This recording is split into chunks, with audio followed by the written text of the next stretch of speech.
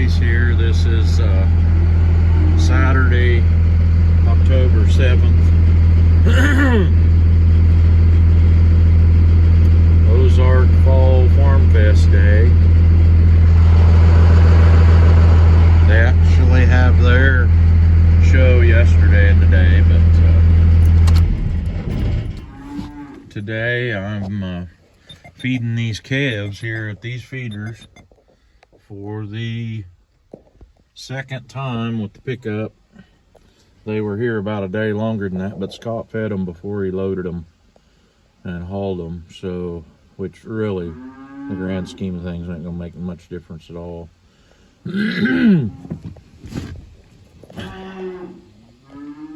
Sorry, my window's so dirty, but I got 32 of them, or 31 of them in here, and there's only like 6 of them standing there that don't have their head through the feeder. But they'll figure it out. It may take them a few days. And you hear they're still bawling. I got some other things we're going to do here. I actually have my calves that I'm going to try to get caught up and weaned today. And I also am going to move my replacement heifers that I turned out with the cows and the bull up to a different pasture because I don't have any cattle up there, and it's got a lot of growth to it. I'm thinking it'll lengthen my days on pasture some. Be better for those heifers. They won't have any competition up there. There's about 20 acres of it or so, and there's only 12 of them in that bull. I can do that and leave the bull there when we gather bulls up and put up there. May have 2 pens of bulls this year anyway, so that's some of what I'm planning on doing today. And I've got a couple other things I'm sure I'll mix in this video. I should really learn to take some time off. I haven't worked real hard this week. Kevin had a funeral he had to attend to. He's helps with the fire keeping and the grave digging on some native funerals, and so he was busy with that for 2 days this week, and then he took Monday off because his back was aching him, and he went to the chiropractor and got straightened back up. So we really only logged 2 days this week, and we didn't get to log any yesterday. Where we're logging at, they're pushing the trees over with a dozer, and it's a little narrow strip. It can't be a couple 100 foot wide, and so we're limited on room, but we're almost done there. And I'm almost to get to the point with them that I'll tell them, hey, we need to get done because we got to go somewhere else. It's normally we would get out 3 loads of firewood logs a day and some saw logs along with it in a place where we're completely clearing. And we have not gotten that but 1 day out of the 10 possibles that we've been up there. So I'm about ready to go somewhere else. Go see if I can make some wood somewhere else. So hopefully we'll get done with that this coming week. If I can get him to go ahead and go in there and push out the big ones, we may let him pile the rest of them.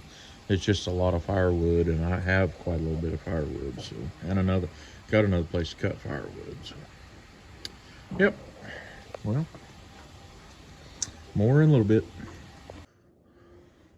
So it's Saturday morning, and I haven't showed this yet on YouTube, so I wanted to show. I bought me a feed bin. I'm supposed to get some feed delivered and put in it Monday. And just the bin alone, the auger that's on it, I actually had, and Kevin and I hung that up there yesterday on Friday. Of course, I had feed bins here when I was growing chickens, but they were bigger than that. They were 9 foot diameter. This one just 7. So a 7 foot diameter with 4 rings on it. They call each sheet that would be a couple foot tall, like a sheet of barn roofing, a ring. This one's got 4 of them, and it'll hold 10 ton, they said. I bought this from a guy that I have dealt with off and on through the years, and we first became acquainted with him when we were going to build our chicken houses, and he supplies equipment, and he was selling some new equipment then, and I don't know that he's not now, but you could get new parts at his place for your equipment, and it's called Southwest Poultry Supply. It's in Southwest City, Missouri. I don't know if they do shipping or anything like that, but we bought fans from them when we had to add fans, or we'd have a fan quit. You could go down there and get a used fan for less than half of what a new one was, and he's always been real reasonable. And I had wanted a feed bin, and I knew they had a setup to put them up, so I called down there to see if they had any, and he had a bunch of them. This 10-ton bin, he won $1,500 for, and he told me he'd come set it up for another $250, and I said, deal. And so they brought that up on Thursday, and they were here with it right at 8 o'clock, and they left. I had the pad all cleaned off and everything, where all they had to do is back up there and set it down and drill the bolt holes and anchor it down, except they didn't have a hold of it the way we wanted it. We wanted it to where the lid opened to the back, and so they had to turn it a quarter of a turn after they got it standing up, and they did that. They were gone by 8:40. They were only actually here 40 minutes setting it up, and he knocked $50 off the bill, plus he gave me the plastic boot that goes on the bottom of it with the cut gate to where I could fix it up so I could hit my auger with it. But I'm supposed to get some feed on Monday, and I got that all fixed up except for an end on my cord. And I've located one in the buildings there, but it's tied up in the ceiling. I'm going to have to get Scott or Kevin one to help me. I'll put them up there with a skid loader so we can pick that up. Has an automatic, or it has an opener for the lid where you can open it from the ground. But they had tied it shut with a piece of string. So we had Scott crawled all the way up the top of it the day they brought it and untied that for me. But yep, I think it'll work. It'll save me a lot of time and miles running back and forth to get feed, maybe. And getting it delivered costs a little extra, but I got figuring it up, and for the number of trips I would make out there and using my old junky equipment, I'm probably better off to get them to bring it to me. Anyway, that's my new feed bin. I'm sure we'll see that in operation some in future videos.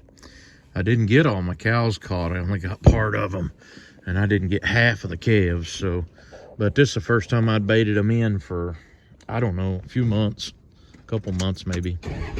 Last year I was feeding them every day, and they was so used to coming in, all I had to do was go out there. They came in and I shut the gate. Big deal, but these are not nearly as used to that. Plus I introduced 5 cows back in the early spring into my herd, and I think that was a mistake. I ain't never gonna do that again. Keep heifers and go at it this way rather than trying to train an old cow to do what you want. It's a lot more difficult.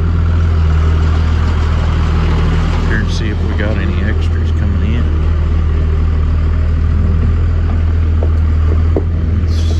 See a one beyond the gate.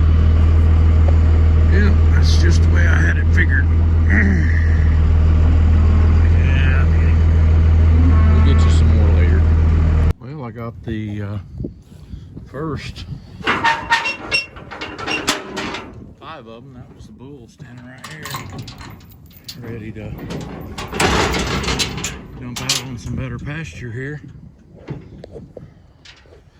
Come on.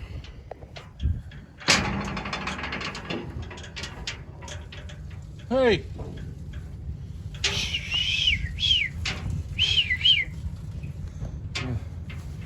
Typical heifers. Got their head on the wrong end.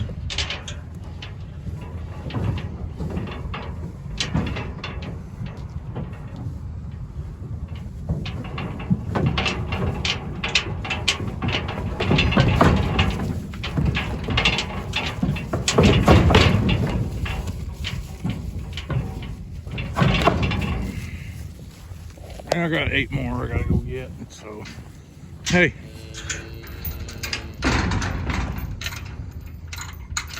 Hey, look up.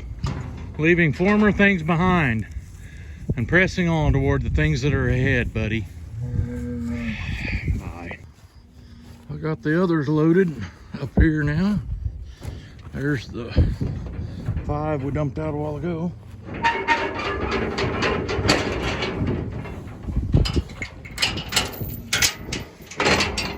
Gotta get on the good side of the sunlight here. 2,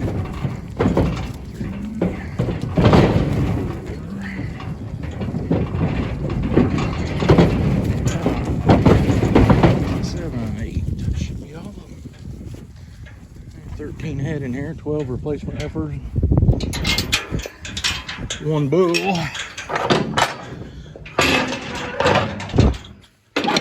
Anybody that knows anything about old stock trailer gates, this is old style. And whoever made this one this way wasn't thinking too good. He could have made any other kind of latch, would have been better. Because everything you back up to it right here. And you can't push that out. So my dad got smart years ago and put a little chain and latch on his center gate, because the stupid center gate would always come open when you turn a corner if it wasn't latched. And you pull it shut, sometimes you think it's shut and it ain't latched.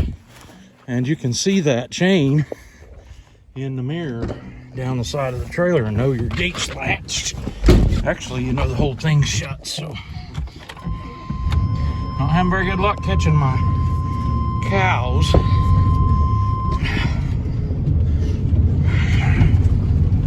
And now that stupid bull's gonna follow me. He's real friendly. He'd like to be somewhere else with somebody else, anybody else. And he kind of will put his head under a gate and walk. Taking this truck and trailer back home. I got here to Dad's. It's my dad's truck, and Dakota's helped him with this trailer some, and I was noticing that little thing right there of paint in my mirror. That's more than just a paint problem. That's a crack in the neck on the brace. I have to look at that later. Well, Sunday after lunch, these are the calves that I got caught yesterday, and 1 cow in there that's going to town on Monday. These calves are talking quite a bit still, but they'll be weaned enough to put in the barn tomorrow. I'll just shove them in the barn. Have this opened up to where we can put some more in here if I can catch them. Oh yeah, I didn't get everything caught. I got the heifers moved you've seen on video here, but these are just weaning calves here. The one that's nursing the cow is obviously hers, and she, the calf was up here, and I drove it in the pen just now. They've been apart for more than a day, I guess.